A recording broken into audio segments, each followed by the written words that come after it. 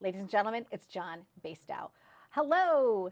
I am verklempt and thrilled to be on Live It Up again. Thank you.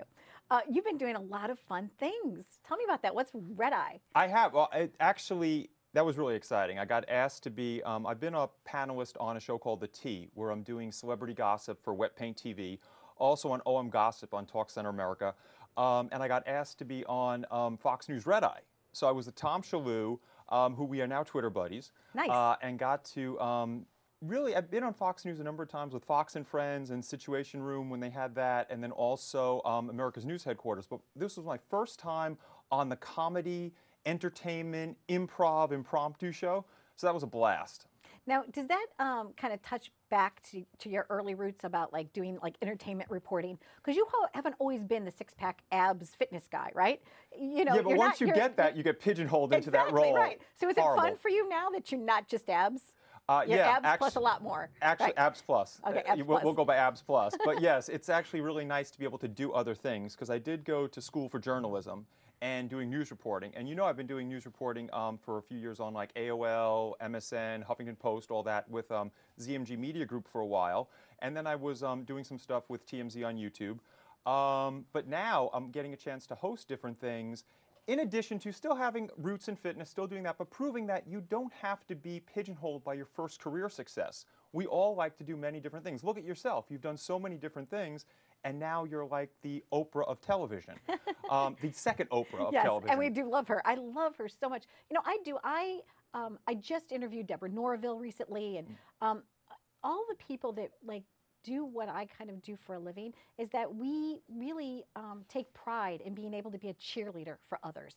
And I've noticed you in your own career, you do that. You're always there for like the underdog. You're always there to make somebody's day a little bit brighter because a lot of people are challenged. You know, you have a huge viewer base and a lot of fans. You get recognized everywhere. But consistently, John, the one nice thing that I hear about you is that people will come up to me and be like, oh, he changed my life. I'll be like, you did? You're like, you know, and it could be like the simplest things that you do. Sometimes you post these inspirational things. I do wake up words. That's really been fulfilling for me because a lot of times I'll post wake up words, which can be motivational, uplifting, but they can also be sort of life lessons, like, you know, a little sassy, a little snarky and stuff like that. And you'll get a lot of responses from people like, I really needed that today. Like I'll post something saying, don't tell me what I should do until you show me what you can do. And that's for all these people that are worried about offending people because they're getting all this advice to do this, this, this, and the other thing. I say, don't just listen to everybody because they have a mouth and they're spewing something at you. Take it from where it comes. Once again, if Oprah told me how to be a talk show host, I'd be sitting down taking notes. Absolutely. If my uncle who lives on my mother's couch is telling me how to be a talk show host, I'm not going to do that. Okay, I'll be smiling and leave the door. See you later, Uncle Ted. Right. That type of thing. So I think what the Wake Up Words does is it empowers people to feel that they're confident enough in their own selves to follow their beliefs and their dreams and to never let anything stop them. Because I always say, as long as you believe in yourself, as long as you do something each and every day, take one step toward achieving your goal, and you work hard and never quit, you will turn whatever thoughts you have in your mind into reality.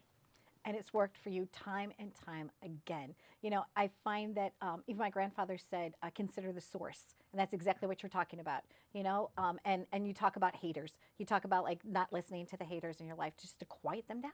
Like, you mean no matter to me, right? And you just move forward. Haters are good. Yeah. Haters are a sign of success. There you go. People who are doing nothing and are nothing do not have haters. Right. Haters are the first sign of relevance. So when somebody comes up to me and they go, oh my God, I was on TV and I got all these nasty comments. I'm like, congratulations, you were on TV. Okay, that's what I got from that type of, what that person has told me. Because the only time haters come out, and a lot of times haters are just talking out of their own fears, frustrations, and failures. So they're not reacting to you, they're just trying to bring you down to their level. What I say to do is look at them, first of all, as number one, a sign of success. Number two, a useless waste of skin and hair that doesn't deserve your attention. And number three, something to just basically look at when what they're saying, but don't internalize it. Like I always say, if I get a negative comment from somebody, I'll look at it and say, does that have any credence? Does that have anything that I can possibly take from it to turn in a positive way? Or is it a complete waste of words, just a complete waste of air? And most of the time it is a waste of air, but sometimes there's a nugget of it that you could say, you know, I might be able to change that. There might be a little bit of truth in there that I can change. Constructive criticism. Take it in a constructive way, but use it. Don't give that person any type of power over you. Always use their negativity to your benefit. Use your haters as your motivators. Love that. So I know that you eat healthy. I know that you exercise daily. I know that you have one day that you kind of aren't so perfect, right? Like a cheat day. There's a little bit of cheating on every day. I will have a piece of chocolate. A tiny bit of yes, happiness. A tiny bit of like, But I like but it motivates you. No. It's not right. I like what I eat. Yes. The thing is, when I used to have burgers and fries Right. from back in the day, and chocolate shakes and everything like that, my body was used to that. So that's what it craved. So I needed it.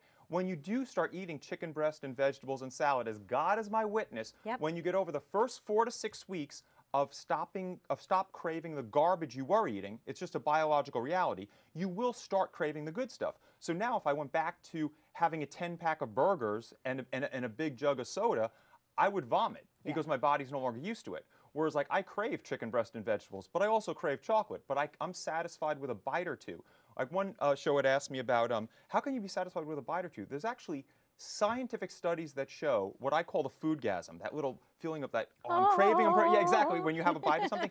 Studies show that after 2 to 3 bites of what you're craving, you get no greater pleasure sensation by continuing to finish it. You're just finishing it because you were taught to finish your plate by your parents. There you go. Okay, so what I do is I satisfy the foodgasm. I'll have a bite or two of chocolate or whatever I'm craving, but then I fill up on the good stuff. Stick to your fitness plan, have what you're craving, but still have the body you want and still have the health that you want. Love it, absolutely. It's all in. And I celebrate your success. It's been so much fun to know you. It's like I can't be everywhere all the time. You can't be everywhere all the time, but it's fun for me to kind of vicariously live through you and you live through me. And that's what we do with our circle of life, our friends, you know? We're all in it. Circle is a great word because you are somebody that's in my inner circle and somebody that I trust completely. And I've loved seeing the success that you have with this show and the drive that you have, because I know you face obstacles on a daily basis, but you just kick them out of the way, or you push right through them, and you achieve success. And you are all over TV.